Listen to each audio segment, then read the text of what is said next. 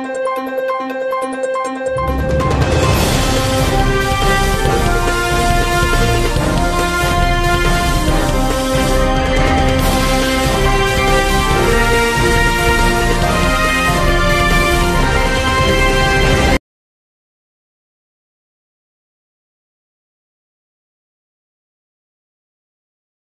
పేరు జల్దంగి శ్రీహరి నాయుడు, జగదత్తి మండలం తడకలూరు టీడీపీ నాయకుడిని.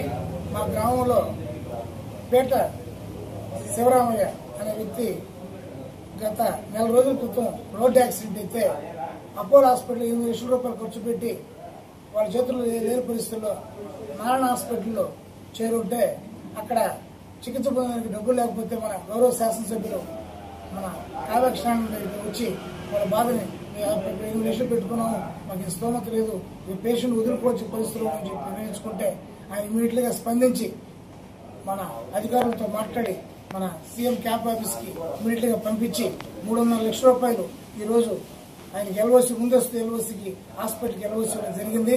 ఇంతకన్నా ఒక ఎమ్మెల్యేగా ఆయనకి ఇంతకన్నా ప్రజలకు చేసేటువంటి కార్యక్రమం ఇంతకన్నా మనిషిని బతికించడం కదా కావాల్సింది, ప్రాణం కన్నా విలువైంది ఇంకేముందని ఆయన స్పందించి చేసే ఎమ్మెల్యే మనకు దొరకడం అదృష్టం.